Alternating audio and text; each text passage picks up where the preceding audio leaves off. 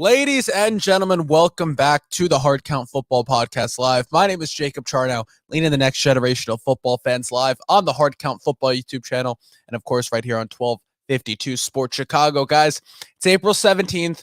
We are 11 days away from the NFL draft right now. There's a lot going on around the league. There's a lot going on. We're gearing up for the draft. The offseason, of course, never stops. Some big signings this week, some big news, both in the AFC and NFC. So we're going to talk about all of it, guys. Be sure to share the show. It's a way to grow organically, and it's incredibly important. So share it to your page, share it to wherever. We appreciate it. We're going to be joined in just a second with Harry the Greek, as always, because I need to break this down with him. And yeah, so I say let's get right into it by bringing in Harry. Harry, let's give you the harp. What's going on, man? Hey, man. Good morning. How are you today? I'm doing good. It's Easter. Happy Easter to you. Yeah. If you're Christian. Christian. And I am, by the way. Yes, the berg throws people off, but it's That's okay. That's okay. It works to my advantage with my favorite Hebrew friends. It does. It does. All right, Harry. There's a lot of NFL to talk about. How about them Orioles, baby? I don't want to talk about no. I got to bring it up. I have to give a shout out to my boy, Mr. Joey Kriebel, pitcher, relief. 11th inning, comes in, inherits Anthony Rizzo on second base. He gets Giancarlo Stanton to go ahead and hit a liner on the ground, hits him. He gets him out of the game. Kriebel strikes out the next two. Hey, he got the win. My boy from Seminole, shout out to Joey and his family. His mom is proud. Yeah. He pitched really good. He's got 6 innings, like a couple of hits, 1 walk, couple of Ks, no earned runs. He's doing good. Yeah, well, as a Yankee fan, that's not what I love to see. But the Yankees won yesterday. They did. They won 5-2 yesterday, so it's okay, I guess. Good morning, Mr. Jacob. Good morning, Harry. All right, let's get right into all this. I guess we'll start off with this. Stephon Gilmore, Pro Bowl corner, signs with the Indianapolis Colts, which was not a team that we were hearing was a possibility for Gilmore. I was hearing the Rams, honestly. I was hearing Jalen Ramsey was really lobbying for Gilmore to come to Los Angeles, but ultimately Gilmore does pick Indianapolis. Harry, we talked about the Colts last week a little bit, but we know Gilmore is going to boost this defense, this corner, this secondary Colts unit that was kind of weak last year, if we're being honest. We say it every year, though. How much does adding Stephon Gilmore help this Colts defense, and could it help take this Colts team to the playoffs next year? Obviously not Gilmore alone, but is this Colts team one that you're looking at for the playoffs next year with everything that they've done this offseason? Well, it's ironic you're even asking that question, because I said that's my dark horse in the AFC to make it to the Super Bowl this year. I mean, I think they just got that much better with Matt Ryan becoming quarterback. Look, man, you're right. The secondary and their corners weren't the greatest in the world, but I'll tell you what, they made them look like Pro Bowlers last year because of that front seven. Indianapolis was nasty. And now when you add a Stephon Gilmore back there, he's not exactly what he was a couple of years ago, but he's still a hell of a player. That team is going to be scary, man. Just scary. What are your thoughts? Yeah. The Colts are always kind of my big team, They're always my team that I'm like, come on, like, look at them. They're going to be in the playoffs. They're going to. First team. I know that you've always said that. You really liked them last year, and I said, you know what? I said that running game's going to take them a long way, and so will that defense. But Carson Wentz is really going to hold them back, brother. Matty Ice is still the real deal. He now has that running game around him that he hasn't had in a lot of years, and he can still throw that football. Oh, I feel sorry for teams in that division. I man, it obviously does come down to Matt Ryan because right. You can if you're not the 49ers, your quarterback's only going to get you so far. Right. Um, man, could Matt Ryan come out this year and flourish with Frank Reich and in this Colts offense? Yeah, sure. But is there the chance that he comes out, he proves that, he's getting up there in age, and maybe it wasn't the Falcons. Maybe he's just not, maybe he's at the end of the line for him. Maybe he's getting there, which is, listen, he's had a long career. He's had a great career. I don't think it's so hard to say Matt Ryan might be a little washed coming out of Atlanta right now. You know what? You could be absolutely correct, but let's break this down. When I'm looking at the tape on Matt Ryan, he's never been the most mobile quarterback. He's always been a very smart quarterback, scaling the pocket up, down, Mhm. left, right. Very similar to a Tom Brady. Very, very similar, even including a Dan Marino type of quarterback, the way he scales that pocket with no mobility. Not saying he's either one of those two quarterbacks, but I will tell you one thing that he hasn't lost. He has not lost that arm strength at all. And that touch, he still throws a very pretty pass. And you put him behind an offensive line that's going to give him an extra second and a half to be able to scan and read a defense. Jacob, you know exactly how much time a second and a half more in the pocket standing upright is going to do for you. And I'm going to tell you right now, he's going to get an extra 2 seconds behind that pocket merely because of the respect of the run game. Yeah, I Matt Ryan. Here's my thing, right? I'm not 100% Matt Ryan's going to be an upgrade over Carson Wentz. Absolutely, that's not even a discussion for me. But I've He been is or he's not. no, he's gonna be. He's gonna be Okay. an upgrade over Carson Wentz. Um, but here's my thing. I don't like when teams settle on a quarterback, and what the Colts have done the last however many years is feeling like they're settling on quarterbacks, right? Consistently after Andrew Luck, that's what it's felt like they've been doing because they've had to. Um, But in who this else were league, they going to get, buddy? I don't feel like you can. If you, I think it's dumb. If you don't think you can win a Super Bowl with your quarterback, he shouldn't be your quarterback, Okay. right? That's right because you look how competitive it is right now, and the quarterbacks that are making it to the Super Bowl and really showing up, and the teams that are showing out, Mahomes, Rodgers, Brady, Burrow. The Chargers will be in that same conversation this year with Justin Herbert. I think Justin Herbert's a quarterback that can win a Super Bowl. I do. For the Dolphins to stick with Tua, for that feels like settling. No matter who the Panthers get, unless they draft a guy, which looks more and more likely, they're settling. The Broncos last year, before they went out and got Russell Wilson, they were settling on a quarterback. Any quarterback that has Teddy Bridgewater, the Giants feel like they're settling with Daniel Jones right now. These are not quarterbacks that can win Super Bowls. They're not going to get you to the next level. The Falcons haven't been in that spot, and I understand he hasn't had the supporting cast around him to do it. But Matt Ryan hasn't impressed me in 3 years in terms in what he's been doing on the field. But He hasn't how can he though? he hasn't proved to me that he, even on another team, could go out and win a super. And he's not one of those guys where it was like Russell Wilson, where I'm saying, put him on a better team, man. That he's taken them to new heights. I don't think Matt Ryan is gonna really increase the play level drastically enough for this Colts team to make a deep run this year. And this soundbite might come back and haunt me when the Colts are playing in the AFC Championship next year and Matt Ryan is competing for MVP. And But and I know you're going to be happy. So okay, let me break it down a little further for you, young buck. Okay, 70% of the games the past 2 years, the Atlanta Falcons were having to play from behind, Mhm. which gives you a disadvantage to a quarterback. I don't care if you're Tom Brady, Joe Montana, or Dan Marino, Sid Luckman. That's like way before my time too. I had to throw the Chicago Bears, Laura in there.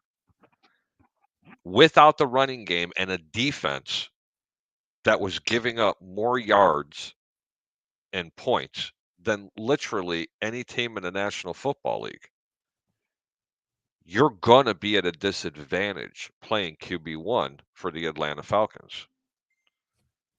That's why I think they're going to be really good. There's someone that wants me to send them a link. You're going to really, really like this guest. Sure, sure. But go ahead. I Just go ahead and talk. I'm but then I have the flip side of this, right? With the Falcons now bringing in Marcus Mariota, and I think that this Falcons offense is going to be better with Marcus Mariota playing quarterback for them than they were with Matt Ryan, because I think Mariota is a dynamic quarterback. I think that Matt Ryan just isn't that dynamic quarterback that they need, that you need to win right now. Okay. And I like Matt Ryan. I'm a Matt Ryan fan. I'll say it. When he was in his prime, when he was competing for MVP, dude, he was so cool. Matty Ice was awesome. I think we need to get your grandmother involved in this. You ask her who she likes better, Matt Ryan or Marcus Mariota, and even your grandmother's going to say, Jacob, it's a Matt Ryan. Yeah, yeah, man. I love. To be fair, I've had this bias towards Mariota for years. Hi to the Charnows. How are you? They're watching at home. They actually might not be watching live today. I think my grandpa's doing stuff, but that's all right. They'll be watching. Wanted to give a good shout out. You make sure you're good for your family, especially your grandma. They'll definitely be watching it. They'll be watching the show at some point. But man, I think it's a bold thing, but I kind of think Marcus Mariota is going to be an upgrade over Matt Ryan for the Falcons next year. And it's not that the Falcons are going to win more games. No. He's going to be an upgrade for that particular offense because they don't have two things. What are they, Jacob? Or a run game, or a defense, or receiver. Hang on. What is the one thing that Marcus Mariota brings to the table that Matt Ryan doesn't? His legs. That's perfect. It's not his arm. No. Let's get that perfectly straight. It's not his arm. So his legs merely are going to be an upgrade versus what he can do on the field because he's going to be running for his life, brother. I'm not kidding you. Unless they miraculously draft or acquire 5 offensive linemen, it's not going to be any different for these Atlanta Falcons. I think the Colts are going to be a team that I've always said I think the Colts are a team that needed a guy that can move around in the pocket a little bit. And they're winning that division, brother. They're winning. You think they're winning the division? Yeah. I think it'll be tight with the Titans. But I don't know. Man, this is their defense is better than the Titans. The running game, I'm gonna come right out here and tell you this. Their running game is better. I don't know about that. I'm gonna tell you that right now. Their running game is better. Even when just because Derrick Henry got hurt. But then again, when Derrick Henry got hurt, they still managed to run for 1,000 yards. So I may not want to say that. But yes, I'm going to say it. The Greek's telling you now, that run game, let me tell you something, is so good. Yeah, man. Here's my thing. I think the Titans rely on the run game more. I think the Colts are going to have to but can Matt Ryan? So if you want to rely on your run game and you want the running game to be the focal point, you need a quarterback that can roll out and play action and make plays like that. I don't think Matt Ryan can still do that on a consistent basis. I don't think he can do it the way, honestly, and it's crazy to say. If you went back to 2017 and I said this in 2017, I shouldn't have a show. But I don't think Matt Ryan can do it as well as Ryan Tannehill can do it. Well, Ryan Tannehill's a lot younger. He doesn't have he doesn't have look. Ryan Tannehill is a lot younger. Okay. He can run a lot more. He's got an okay arm. He doesn't have the great decisions. The reason why I'm going to say that Matt Ryan is going to light up for Indianapolis is he doesn't have to throw the ball 40 or 45 times a game in Indianapolis. He's going to be lucky to have to throw the ball 25 times. So let's put this in the perspective. Okay. When you have that running game and you're stuffing the box because you're respecting the run so much, that's going to leave receivers one-on-one. Trust me, you're going to have man matchups, and they have a plethora of receivers. I still think they need one more wide receiver in Indianapolis, but especially the running game. That is going to open up that passing game so much it's not even funny. And that's where Matt Ryan's experience in the National Football League is going to come to fruition, and that's why he's going to be a far, far upgrade over Marcus Mariota. Sure, man, I think the Colts can absolutely win this division. I just don't think that they can, that Matt Ryan can take them deep into the playoffs. I don't think that Matt Ryan can still go toe to toe with He's my dark horse. That's in the it. AFC with. I don't think he can do it with Russell Wilson, with Justin Herbert, with Mahomes, with Burrow. Well, Russell Wilson, you could put that onto the website. By the way, since you brought that up, bet the under 10.5 games over and under for the Denver Broncos. It's too tough a division. Yeah. That's too tough of a division. You had to say Russell Wilson. But in Now, terms of, let me tell you something. You put Russell Wilson with the Indianapolis Colts? That team's winning a Super Bowl, I'm telling you. That would be. Brother, let me tell you something. That doesn't make him a possible Super Bowl contender. That makes him a favorite in my eyes, which you're going to get good odds to make it to the Super Bowl. Yeah. Yeah. But, oh, well, that's not happening. So I know it's not. We can only hope. We could have only hoped that if Russell Wilson went to the Colts, that's like that would have been, I would have loved that. Now you got to see that. Now, who's better, Marcus Mariota or Russell Wilson? I'm waiting. Well, Russ. Well, hold on. But why? They both run pretty decent. Marcus Mariota probably has better legs. But let me ask you a question, why? And by the way, I'm going to go ahead and bring him in. Is that okay? Yeah, go ahead. Good morning, Mr. Peter Blake. How are you, sir? So, what's going on, guys? How you doing? Long time no see. Yes, sir. What's up? Happy Easter, sir. Happy Easter to you guys. I had to get on here. Great conversation as always. Missed my buddy Jacob Charnow and Hard Count Football Podcast, and of course my buddy here, Harry the Greek. Missed you on Friday night, my friend. That's okay, Peter. We need you to put this narrative to bed. Yeah. Okay. Just have to ask you. Yes. Ryan Tannehill or Matt Ryan, who would be the better quarterback in Indianapolis, and leave your feelings aside?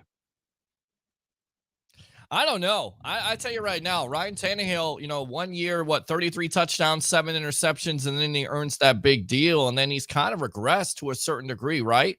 Matt Ryan, it seems like, I'm kind of listening to Jacob here. He feels like he's washed up. I thought he was washed up too, but I tell you right now, with all the loss of his weapons, he still performed pretty well.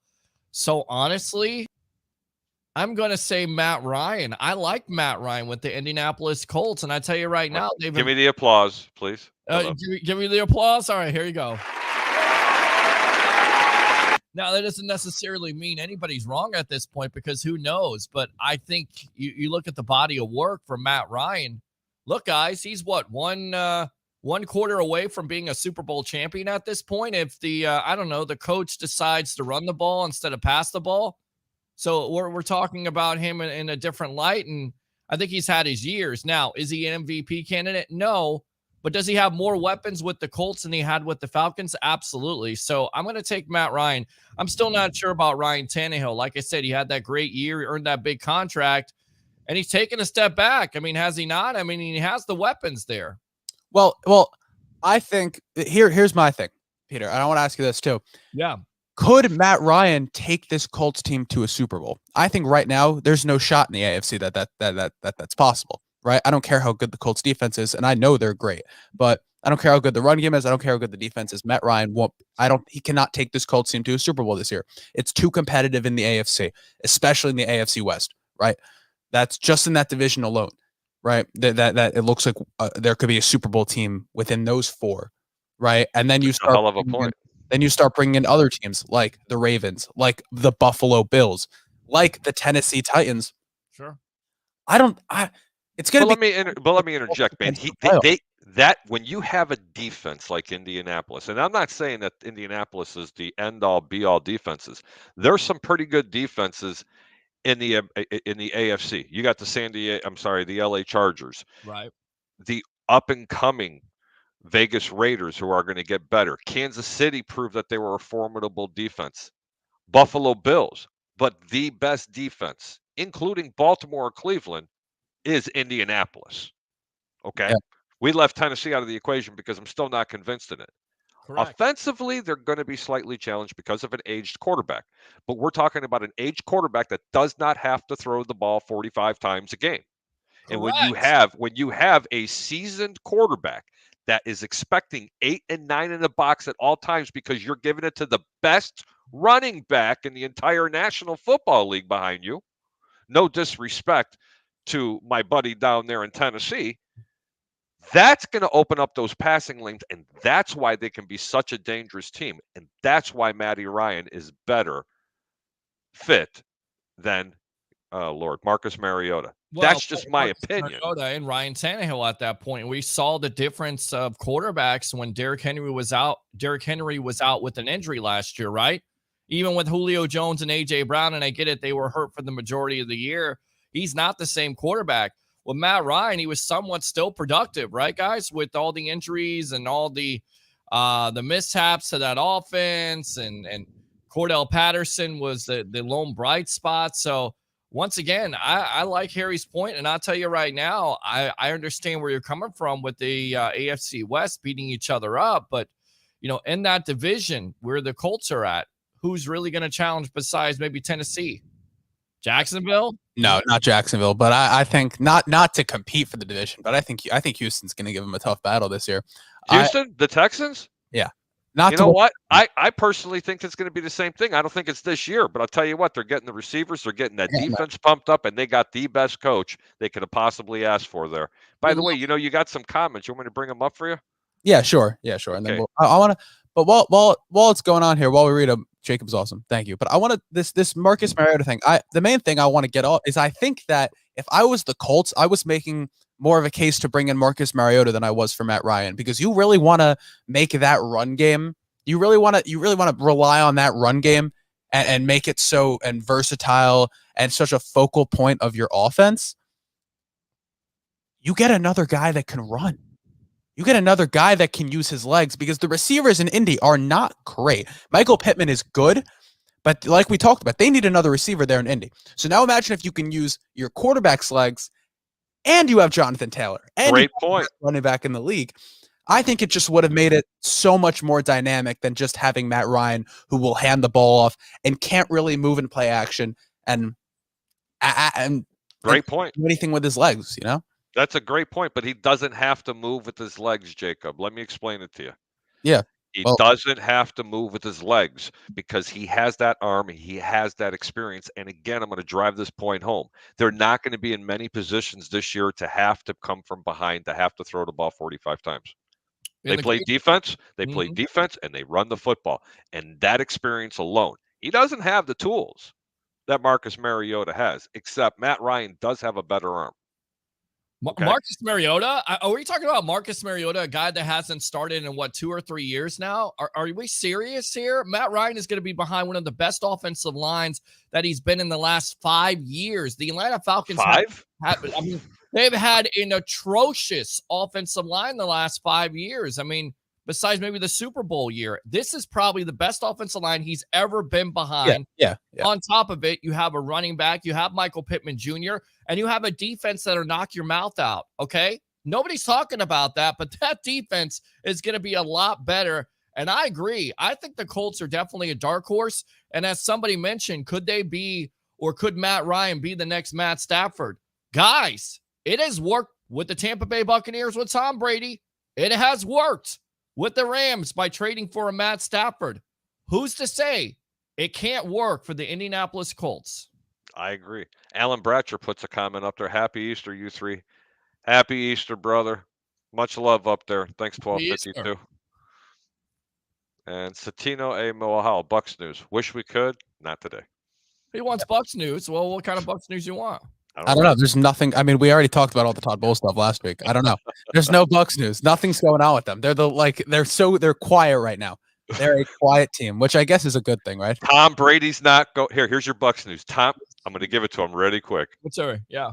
Tom Brady's not going to Miami. He never was going to Miami. He was only going to go to Miami if they were going to probably give him some kind of ownership. Todd Bowles is a better coach than Byron Leftwich. It's already been proven. That's why they made him the head coach. There was a rift, by the way, between Bruce Arians and Tom Brady.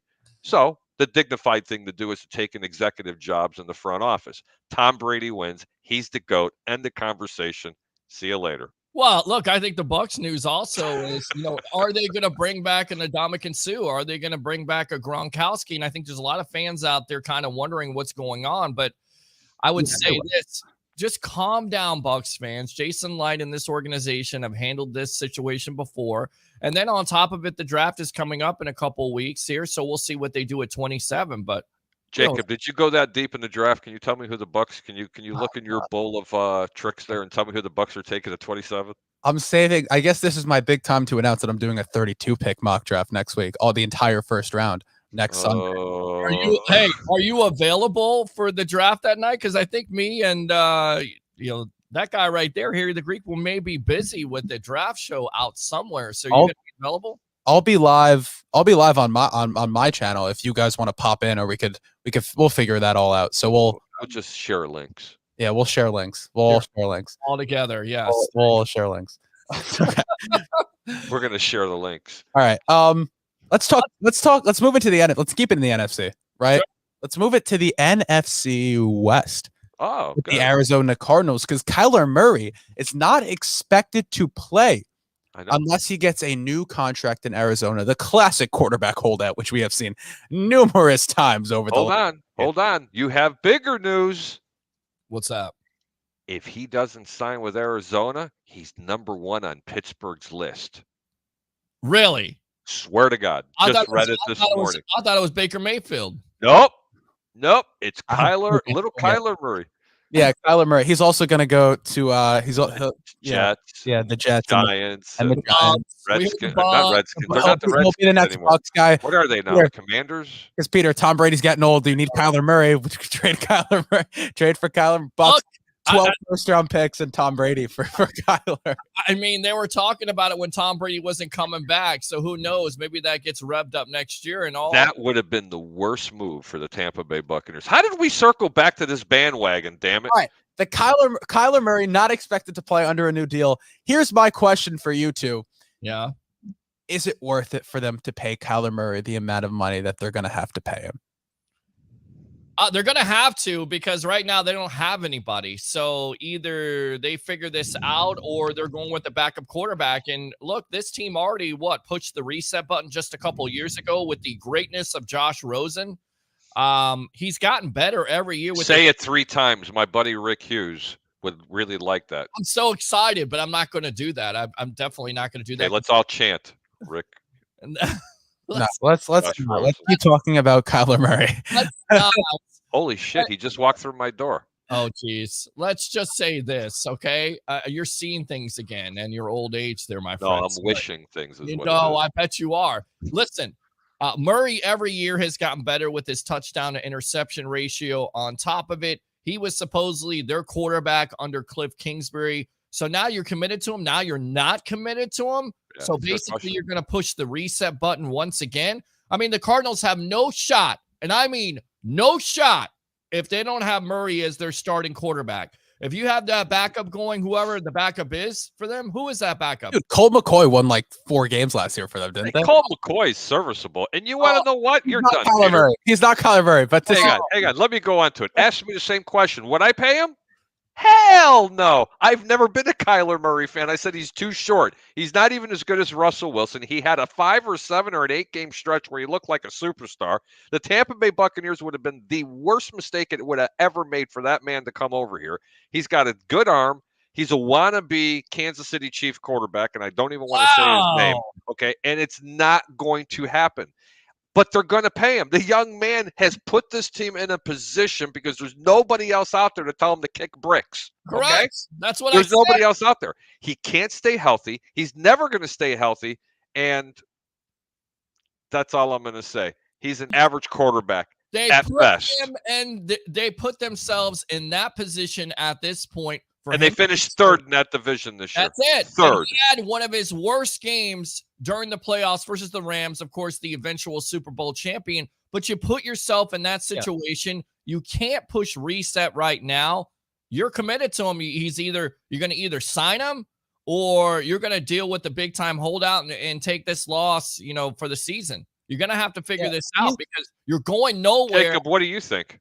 With the backup quarterback. No, Kyler Murray. Here's my thing with Kyler. I think Kyler throws a great football. He does. He throws a great football. And I think last year's playoff game, he was trying to not get hit because he knows that he needed to get paid. No, because he's 5'0". Continue. No, because he was taking hits before. He was taking hits before that game. It was out of character. That was an out of character game for him against the Rams. Yep.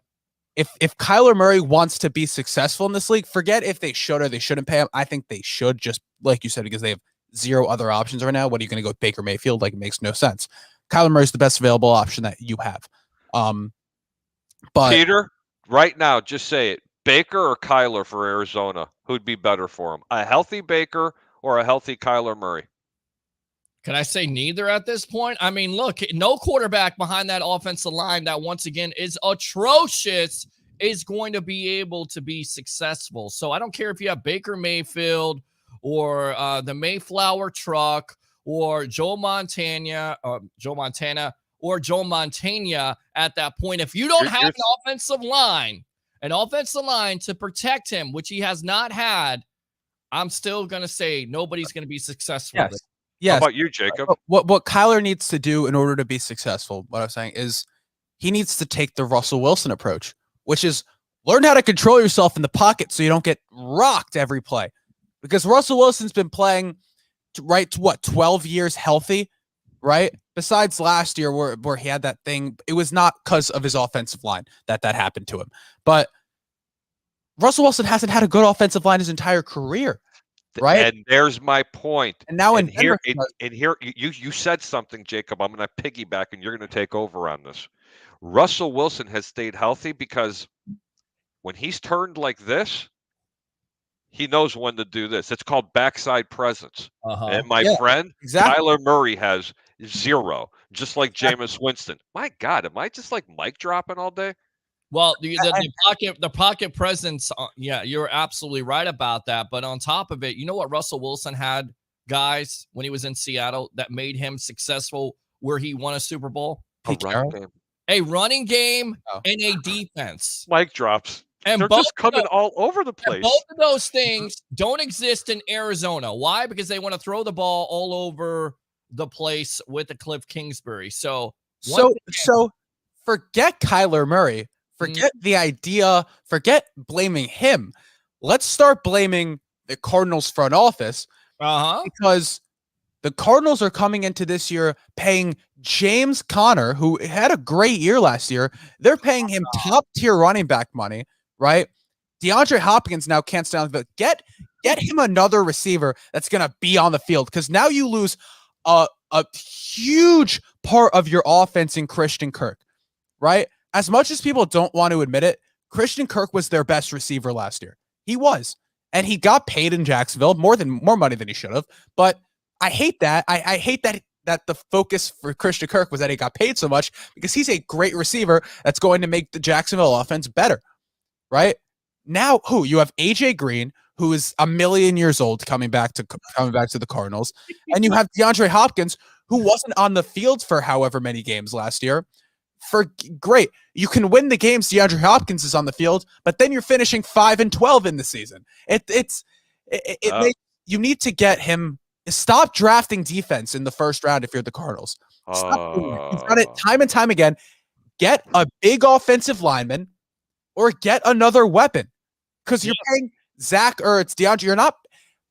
Get a guy that's going to extend the field. Get a guy that's going to help out Kyler Murray. I want to stir the soup up a little bit. I'm the chef of the poo-poo soup. Okay, guys, you ready? All right. You want to blame the administration and the front office for what Kyler Murray's woes are? Hello, Chicago. What was wrong with Mitch Trubisky? Okay, really? Was he that bad? 2 playoff wins in 4 seasons, and you get rid of him? Oh, wait a minute. They had something in common. I knew you were going to go there. They had no running. They had a running game that they didn't want to use, more so than Arizona, and they had no offensive line. But let's blame the quarterback, okay? It's funny that you say that, because let's blame the quarterback. Because hang on, they did so much better drafting another guy from Ohio State, who, by the way, have never seen a quarterback come in the National Football League and be successful. Okay. And by the way, speaking of your Chicago Bears, what have they done to help this young kid out today. Oh, they've done much stuff. You know, this is one more step and one more year to make another excuse that they busted on a quarterback when, in fact, they have good quarterbacks. There's nothing wrong with Justin Fields. He's an upgrade over Mitchell Trubisky. Give me a break, okay? You need an upgrade. You need new ownership. You need new management. I agree with you 100%. It's not the quarterback. It's the ownership. It's the management. Stop blaming these players. It's also coaching because, look, you think this passing – look, I get it. The league is a passing league, right? You want to throw the ball 30, 40 times. But when you don't have an offensive line and you have an undersized quarterback, you're putting your undersized quarterback in harm's way where he's going to get hurt. So what I say is help your quarterback out. Be more balanced on offense. Run the ball. Put that offensive line around him in the next couple drafts here and go from there. And we'll see what happens. What do you think of this comment, Jacob? Every way that people have said that they need to stop, that teams are going to figure out Lamar Jackson, which they have yet to do, is the way they figured out Kyler Murray. Because Lamar can still be dynamic with his legs if you figure him out. And even if you can have three guys coming at him, he'll spin and get away and he'll be in the end zone. He's overrated. Here's another one. Kyler Murray, Lamar Jackson. Ready? Lamar Jackson, Kyler. Lamar Jackson, Kyler Murray. What have they ever done in the postseason? I mean, honestly, Lamar Jackson, everybody wants to talk about him getting a $40, $45 million contract. Guy can't even win a postseason game. What? Why? You know how you beat him? You hit him. That's simple. No, you just get one shot on him. It's hit him. Because you keep him in the pocket. You force him to beat you. You force him to beat the defense, which he's not been able to do consistently. Yeah. I'm sorry. Yeah. He's not. Yeah. No, but seriously, you want to beat him? You just hit him. When they take off, they just give him that one little extra jab. Kyler Murray for the Giants, man, that's worked out really well for Daniel Jones, right? I mean, the ownership said they got Jones killed. They did everything they could to get that kid killed. Could you imagine Kyler Murray with the New York Giants? Oh, my God. He would be out of the NFL by now. He'd be a body bag. Yeah. Hey, hang on. Same guy says, hump day 391. Giants need him.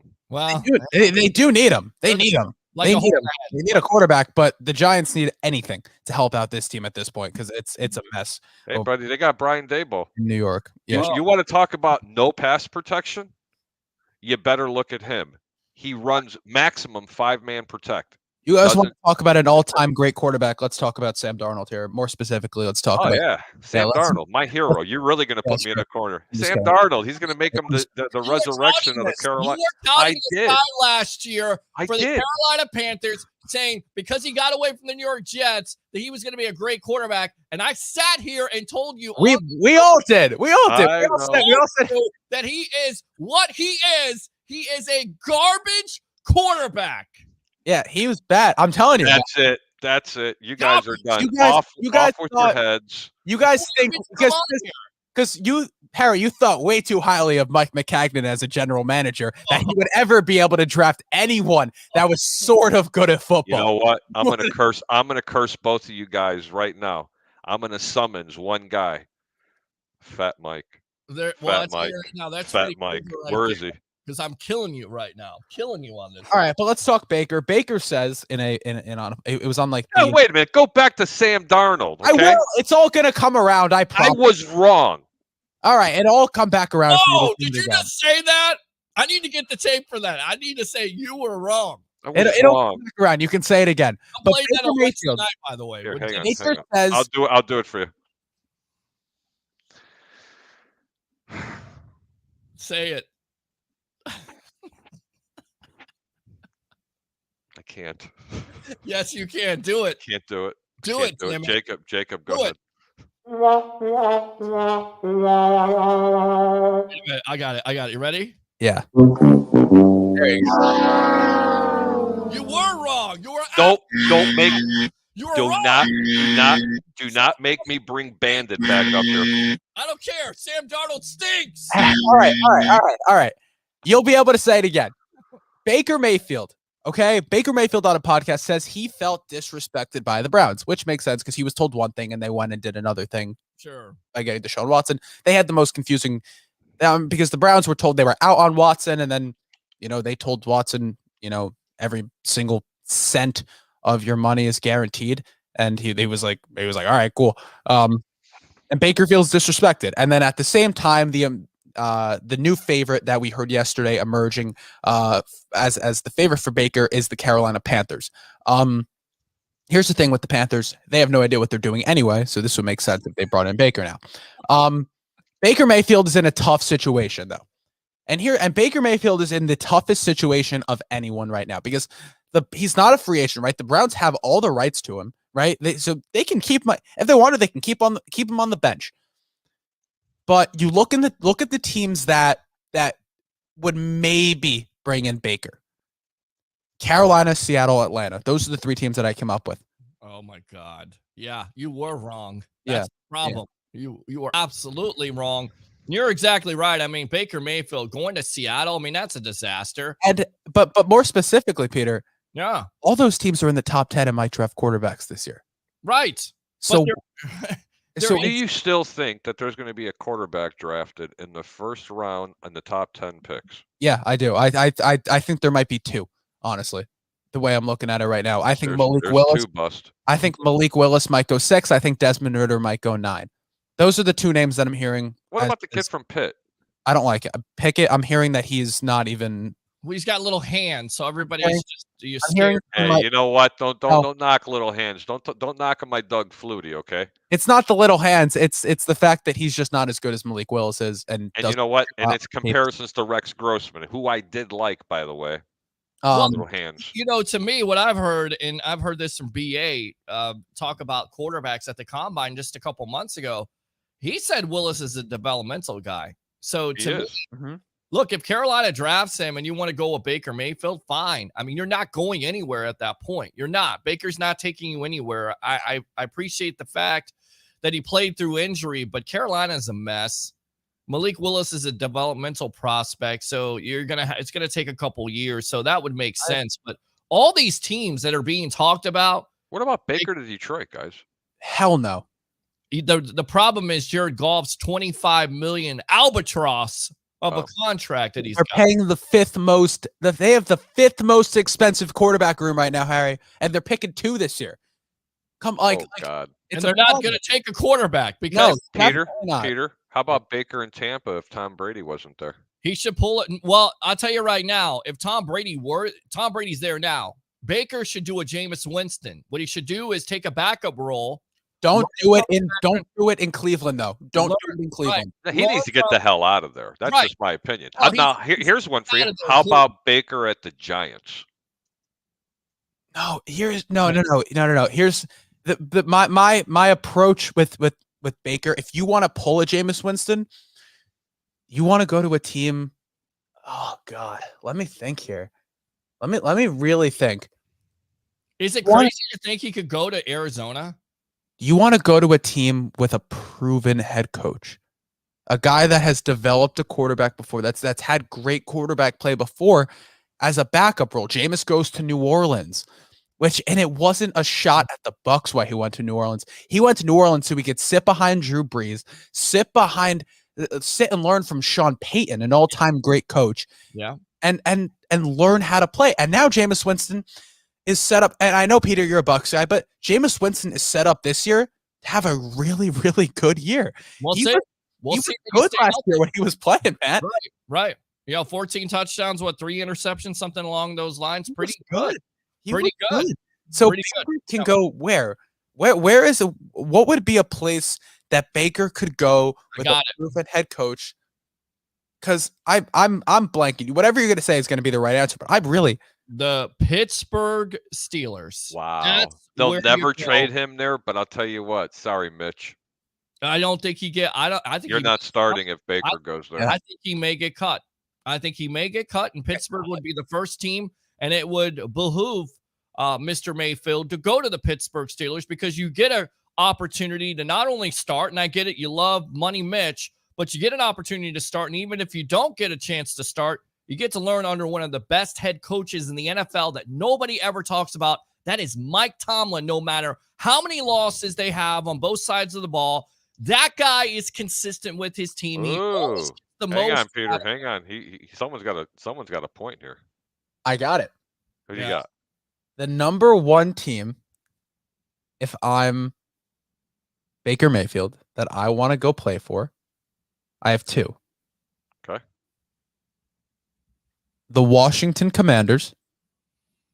You can Okay. learn. You can learn right now. Oh God. And you can you will be competing for a starting job there right now with Carson Wentz. He would. He'd be better than Carson Wentz. They love Carson Wentz there. And But Ron Rivera, they love the whole Commander Carson thing. They love the advertising behind that, which is a real thing because this is a team that's trying to get any sort of branding going right now. Well, they're definitely trying to get some branding at this point, seeing as most likely they're going to lose their owner here in the next couple months with some of the stuff he's done off the field. Yeah. Or, honestly, man, and I know they love their guy, but the Houston Texans. This is a team that could. I mean, Lovie Smith is a veteran. They got their quarterback. I'm telling you right now. Do they? Yeah, no, they got their quarterback. Davis Mills may prove to be a top 2 quarterback in that year. Let's put Harry's loyalty to the test here, because he loves the healthy Baker Mayfield narrative, and you love the Davis Mills narrative. So let's put a healthy Baker Mayfield on the same team with Davis Mills. And let's see who you would rather be starting for that team this year. Who would have a better chance to win more football games? To tell you the truth, I'm with Harry on this. I think Davis Mills, and I tell you why. It starts with attitude, and I get it. Baker played through injuries last year, but you hear what's coming out of his mouth. I mean, if you're an NFL organization right now, this just screams not a franchise quarterback. To be fair, Deshaun Watson just got paid $230 million guaranteed. Like, keep it to yourself. Franchises don't want to hear quarterbacks talk like this. They don't. No. Because you know what it shows me? It shows mental weakness, and it shows at the end of the day, you want a franchise quarterback that not only is going to be able to win when he's able to, but also take the losses at this point. And somebody's calling me right now. Don't call me. I'm live right now. I'll call you back in a little bit. I want somebody who's going to be able to go through adverse situations. Okay? And the first couple years, we saw that Baker Mayfield couldn't go through adverse situations. And we're seeing it right now. And I hate to admit it, but Colin Cowherd was all over this when Baker got drafted. He said he was immature. He is showing his immaturity. If I'm Baker Mayfield, shut up. We know that you got wrong by the Cleveland Browns, but every other NFL team doesn't want to hear that. Do your business. Go and be a backup on a good team. Learn from a good quarterback or good coach. And then take the opportunity next year to be a starting quarterback in the National Football League if you ever get that opportunity, because what you're doing right now is basically digging yourself a hole. No team in the National Football League wants to hear a quarterback bitch and moan. No team. I'm telling you right now, they don't want to hear it. You don't hear Tom Brady bitching and moaning. You don't hear the top quarterbacks. Aaron Rodgers can get away with it, but I tell you right now, most likely that organization has had enough too, even though they signed him to that contract. They're going to have enough this year. Trust me. You know why Aaron Rodgers can do it? Because he's got the ring, and he's got the yards. He's got the MVPs. He's got the accolades to talk. True. And he earned his money. He did. As much as he talked and he lost in the playoffs and whatever, he earned his money that he's making. He did. Baker hasn't earned anything. Okay, he took a poverty franchise to the playoffs 1 year. 2 years. He did it. No. Did he even do it? He did it 1 year. 1 year. One year he took him to the playoffs. Just 2 years ago.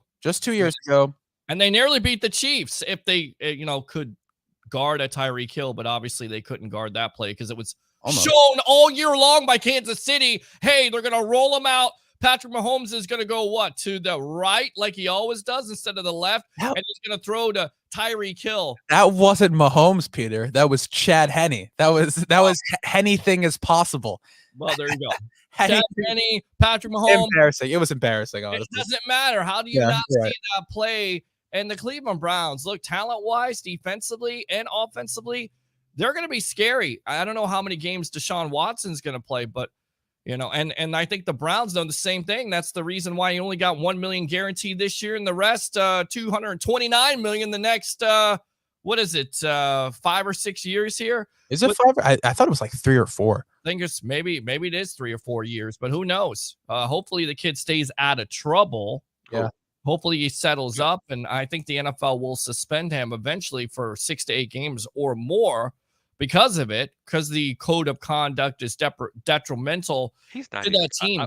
I'm telling you, man, that guy's going to be lucky to play a game this year. Well, that's the reason why they gave him $1 million contract in the first place. He's only got theoretically $1 million that are guaranteed on his contract. So they know what's coming. They know. I mean, they can all get into this mood of, having a honeymoon and everything. Deshaun Watson's our new quarterback, but more than likely, he's not going to play the majority of the year. Jacoby Brissett most likely is going to be the starting quarterback for the most of that. And by the way, yeah, if Baker was to go to Pittsburgh, I'm not too sure Money Mitch should be sitting on the bench because he actually brings more to the table than Baker Mayfield. I like Baker Mayfield as a quarterback, but Money Mitch has many more qualities. It's not the Pittsburgh way to bring in another. They want to stick with their quarterback. I can't see. They went after Mitch Trubisky. Yeah, I can't see Tomlin doing a quarterback competition in that. Well, I'll tell you right now, they went after Mitch. If they're gonna bring in a young guy. Do they have Mason Rudolph still on that team? Yes. Yeah, they will. Would you rather? He'll be in the conversation until week one. Would you rather have Mason Rudolph or Baker Mayfield? Baker. Okay. Baker be grabbing bench, but that's a moot point, guys. Baker's not going to grab bench. But if I'm the Steelers, I want Mason Rudolph right now more just because that mouth won't be run. Can you believe it? There ended up being NFL news. We have created NFL news, controversies, and everything else. The talking heads create the NFL news. That's how that's it. It's one of the greatest things that somebody ever said. That would be Eric Bischoff. Controversy creates cash, and that's what we've kind of done today here because we have been money here on the Hard Count Football. We have here. Let's talk where Jacob's lead the next generation of football fans, which I I finally caught that like 3 weeks ago going, I'll be damned. He just called me old. I'm not calling you old. Well, we're all old at this point. Calling you old. I mean, compared to Jacob here, what are you? I'm 18. I'm 18. I mean, I want to switch. Well, let's switch ages here. Hang on. 43. Jacob is 18 going on 35. Trust me. That's it. Yeah. Yeah. Yeah, sure. So let me ask you a question. It's a quick question, especially because we're on a Chicago platform and the world wants to know. I'm going to start with you, Jacob. I know it's not my show, but the Bulls are going to be playing in the NBA playoffs. It's been a long time. They got a really, really good team. Unfortunately, they need another power forward, in my opinion, and a center. Mm-hmm. And how many games does it take for Milwaukee to beat them? 4. Bingo. Sweep. It'll take 4. That's it. But I want to. I'm going to be an optimist here. I'm going to go 5. There you go. 5. Congrats. Yes. I'm going to go 5 because I think the Bulls will pull out a win there. I do think it'll be after 3-0, and it'll be like that little meme, the sticker that's the banner that says, "Congratulations, Chicago Bulls, on winning a game in the playoffs." Is what I'm going to say. The Greek's telling you upset special of the year. Oh, listen to you. You're not biased or anything. You don't even believe that, Harry. Don't even act like you believe. Milwaukee in 4. Yeah, I couldn't even do it with a straight. Don't even act like you believe it. I want to. Can we talk draft briefly? Yeah, absolutely, man. So we know the draft is a domino effect. It is. That's why mock drafts are fun, but they're stupid because it's all a domino effect and everyone's always wrong on everything. Hey, hang on. Can you say that again? That's like me saying I was, They are. No, I love doing them, and I think they're so fun to do because I like talking about each of the prospects. But they're what? Fun, but they're stupid. Okay, good. They are. Did you get that clip? Did you get that clip, Peter? Yeah, sure. Go ahead. They're the best though. They're the most fun thing to do out of anything. They're fun, but they're stupid. Yeah, they are fun, but they're stupid. And we're leading the next generation of football fans. Hey! So the Detroit Lions, a report comes out that they do not like Kayvon Thibodeau. Apparently, head coach Dan Campbell believes he is not a good fit for their culture. And I think that this is so funny because you know why guys fall? Because the media creates dumb, false narratives about people. Kayvon Thibodeau's the best player in the defensive draft, period. People start to buy it. How many times have we seen guys fall because dumb things that come out about them before the draft or with their combine or people try and make a story out of something at their pro day? Do I dare say the bad word AR? Aaron Rodgers? Yeah, listen. We watched him. It was the prettiest thing watching him going. Listen, so if that's true, If that's true, it's looking more likely that it's Aiden Hutchinson followed by Trayvon Walker at 2. The Georgia guy, the Georgia outside linebacker that has shot up the board. Right? And then we're talking about a quarterback in the top 10. So we'll take Malik Willis at 6. That leaves Thibodeau. I think to the Texans, if I think he's the best player in the defense. I honest to God. Then you leave guys. Then there's so much talent. You have Sauce Gardner, you have Jermaine Johnson, you have Ikem Ekwonu, you have Evan Neal, you have these offensive lineman prospects, you have the quarterbacks, you have all these guys, you have the receivers with Garrett Wilson and Drake London and all these guys. Chris Olave. Exactly, Olave, all them. Olave, my bad. It's his brother. You look at. But the guy that no one's talking about that's going to fall, that's going to be the most head-scratching guy in 2 years, maybe even in his rookie year, that we're like, how in the hell did he go to – how the hell did Minnesota get this guy? Going to be Derek Stingley Jr., the corner out of LSU. Got a big motor. God, I cannot stop watching film on this guy. From when he was healthy. He's that good, huh? He has a chance, and I love Sauce. I think Sauce, if the Jets got Sauce at 4, I wouldn't even be mad. But I think Stingley has a chance to be the best corner, the best player in this draft, the Jalen Ramsey of this draft class. I think that he is that good. That good? Playing corner in the SEC with a lot of great receivers. He was going up against a lot of great receivers. He was going up against the number 1 guy as a freshman. As a freshman, he was going up against the number 1 receiver to those teams. Hey, talking about the Jets, they're going to trade their second first-round pick back. I think they'll trade their first one. My big thing is I think the Saints pair 16 and 19, trade up to 4. The Jets take 16 and 19, and the Saints get Malik Willis. They trade up for a quarterback. Wow. See, I think they could go wide receiver. What was that? Hang on. This is a money. This is money here if that comes true. What was that now? I think they pair. Let's start it all over again. I said I think the Jets are trading their second pick in the first round back to pick up additional picks. And Jacob, hit the record button, Peter. I think that the Saints pair the picks that they got from the Eagles, which I think was 16 and 19, if I'm not wrong, and they trade up to 4 or 5, it's going to be. Either the Jets or the Giants to jump the Panthers and draft the quarterback that they want. It would make sense because, still some people feel like the Saints don't have their quarterback, but I do believe they absolutely feel like they're going to go with Jameis Winston, and they're not going to reach for a quarterback. The reason why they got those 2 picks is because they want to get a wide receiver. You're not sure about Michael Thomas at this point. You want to get more weapons. And then on top of it, defensively, you want to also get better because they sustained some losses. And possibly you could go with the offensive line because you've had some losses with Armstead going to Miami. So you could do that. You could package those picks. I just don't see this draft being that because I think you're reaching for a quarterback. On the Thibodeau stuff, I'm not necessarily know if I'm going to believe this because I kind of think Detroit is trying to get somebody to come up there, trade up, for either Thibodeau or somebody else so Thibodeau can fall. And I know this for a fact that there was a rumor created a long time ago about Warren Sapp, how this and that, those drug rumors weren't necessarily all ESPN.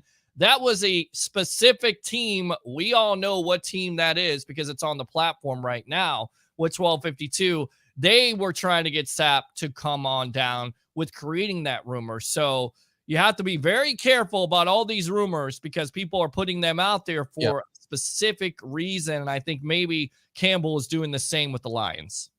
Yeah, man. There's just so many. This draft is so deep at so many positions that aren't quarterback. Yeah. Everything that isn't quarterback. And everyone wants to talk about, it's like the 2013 draft class. It's not. It's not like that 2013 draft.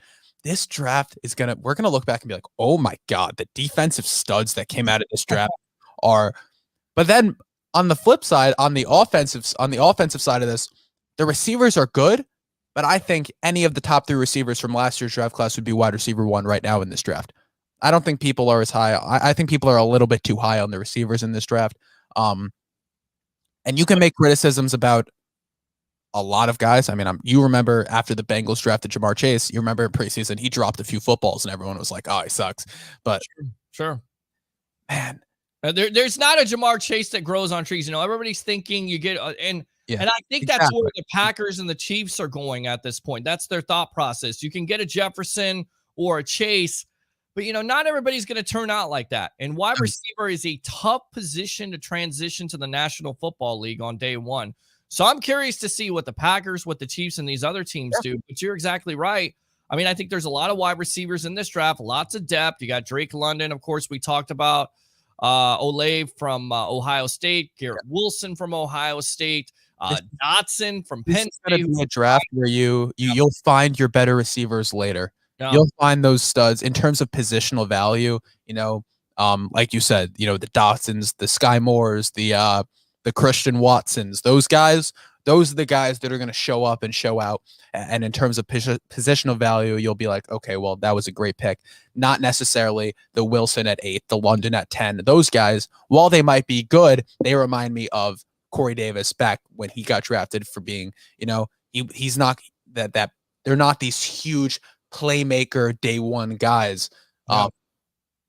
Like you'll find, in my opinion, in the late first, early second round, I kind of like some of these guys, and I think they will come in right away. Some of them will, but I caution that, for every Jefferson and Chase, like you said, there's a Corey Davis out there. The comparisons were going on that he was the next TO. Mm-hmm. He's not been able to stay healthy. He's not been able to be consistent. He's definitely not lived up to that draft billing. So I think it's one of the toughest positions to draft is at wide receiver, not only wide receiver, but also cornerback, wide receiver and cornerback. Yeah. Positions. Yes, but that LSU kid's going to be great. Both of them could be. Both of these kids could be corners, good CB1s in their first year in the league. But right now, man, I have to really sit down and decide who I like more, because the disrespect to Sauce would be immense if I said I like Stingley more right now, because I've been all over the Sauce train for the last, since before this draft, since last year's draft, I was saying this. Kid. I don't know though. It's gonna be a really, really good draft. It's gonna be a good draft. It's exciting. There's gonna be a lot of trades. It's the most unknown I've been about a draft.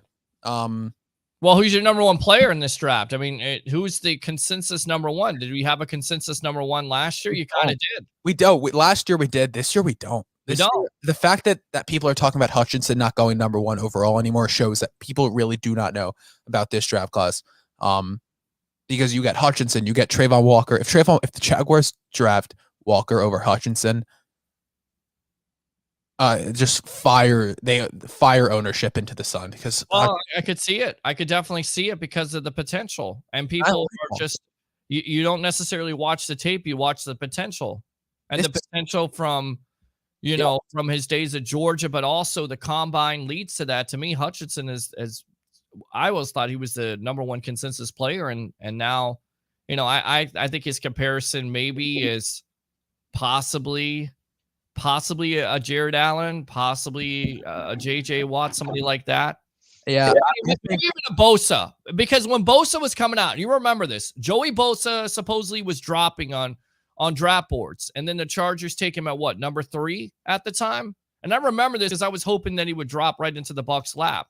And the reason why people weren't taking him is because, his athleticism isn't great. He's from the tiny 10, as my guy here would say, Harry the Greek professional handicapper extraordinaire. But you turn on the tape, the guy's got a constant motor. I think it would be just unbelievable if he ends up with the Lions, a local guy out of Michigan. You get that fan base revved up, hard-nosed player that Dan Campbell likes. I really became a fan of Dan Campbell and that Lions team last year. They really played hard for him. They never gave up. You could barely ever see them getting blown out. And I think Hutchinson is that type of player, right? He's that guy that's going to put on his hard hat. He's going to take his lunch pail to work, and he's going to go to work for the Lions. And I think that would be the great pick for them. Absolutely. Give me 7 days. I'll come back at you next Sunday with a mock draft special. No, I can't wait. I think I'll be here. I'll be here with that. Peter, seriously, you want to come on Sunday morning with us? That would be great, man. That would be awesome. I'll really, really promote the hell out of it too, because I think it's going to be cool. Because I'm going to tell you right now, Jacob is the man when it comes to a mock draft. It's just unbelievable. And what I you just can do. called him dumb. So that's what a funny thing for me to be doing.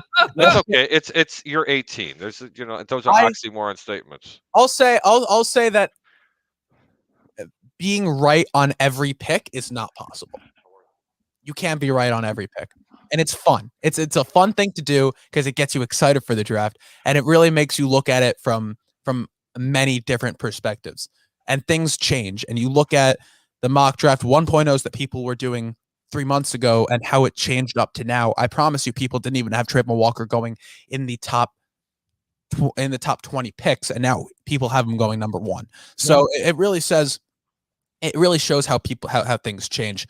But join us next Sunday because it's going to be a blast for all 32 picks. I think it's going to be a lot of fun. And by the way, we have a question for our guest, Mr. Peter Blake. Yes. From Pig Dog Video 2001. Peter, what's going on with the Rays? Losers of 5 of their last 6. Why would they ever trade Austin Meadows? I don't know. I don't understand it either. You trade one of your biggest offensive weapons in that lineup last year. He has 19 game-winning RBIs. He has over 100 RBIs. He's a home run hitter. I don't understand it. The Rays started out slow last year. Let's see if they can put it together. But it comes down to injuries right now, Pig Dog. And that's really going to hurt this team unless they have the depth. We shall see. But they're getting off to a slow start. You lose 3 out of 4 to the Oakland A's, and right now, you're facing a very good team and the Chicago White Sox, and you're getting your new know what handed to you. So, but again, Ray started out slow last year. We'll see if this offense can come together, but it always goes back to pitching and defense. And right now, this pitching is being hurt by all the injuries. We'll see if the Rays can put it together. Yeah, let's go Yankees. Yeah, I got you. I got you. Let's go Yankees right here. Okay, I got you. Let's go Yankees. Peter. Just again, Baltimore 2 days ago. Joey Kribel, 11th inning, comes in, gets him out. Baltimore wins. Chapman sucks, bro. Chapman's. Chapman nearly blew it for the Cubs. I know. Okay, I thought he was going to blow it for the Cubs in the World Series game. Yeah, what is going on with Chapman? Well, Chapman's always been like that. He's wild, man. Yeah, he throws over 100 miles an hour, and he'll give you a meatball right down the plate. He didn't throw one pitch, not even close to 100. There's something wrong with his arm, by the way. Well, I mean, how old is he now? What is he? No, his breaking ball is not. His breaking ball is his money pitch. How old is he really? He could either be 30 or 45 at this That's point. what I'm saying. Like, you don't know. Like, they lie on their birth certificates about their age all the time. Yes, he could be 46 years old. Who knows? But we have no idea. He's had a lot of good years. He does throw meatballs, but yeah. All right, Peter. I'm gonna let you get out of here because I'm gonna wrap this thing up. Go ahead, promote yourself, tell everyone where they can find you. All right, guys, it's the evolution of Sports Talk Television Monday and Wednesday nights on I Love St. Pete, The Hub, and of course, Amped Up Sports. It's the Sports Web. I'm your host, Peter Blake. 2-3 things here on this Sunday morning as we get you ready for USFL football. Your Tampa Bay Bandits pregame show at 7:30. Bring your passion, bring your excitement. Just don't bring any nonsense. I'm your host, Peter Blake, giving you something to think about. Have a great day. Happy Easter, guys. Happy Easter, man. I'll talk to you later. Peace. It's cool that they're doing a USFL show. I like that. Yeah. He likes that. Yes, he does. Cool. Let me tell you something. You never need to put a battery in him. No, he's wrapped up. It keeps going, keeps going. Loves keeps it. Going. He keeps going. And he keeps going. That's what his girlfriend say. He just keeps going. All right. Going. All right. Harry, why don't you go ahead and promote yourself and see if you can top that? Top that. Yeah, I'm your host, Harry the Greek. Friday nights on the Over Under on right here on 1252 Sports and the Sports Web. We're going to have many different things to talk about, such as the over-unders in games, the hot streak that I'm riding in baseball right now, and most fun, we have a segment on the show for 4 weeks straight called Prison Break Hot Takes. If you haven't seen it, you need to join the show. It's exactly what you're thinking about. It's a Prison Break Hot Take.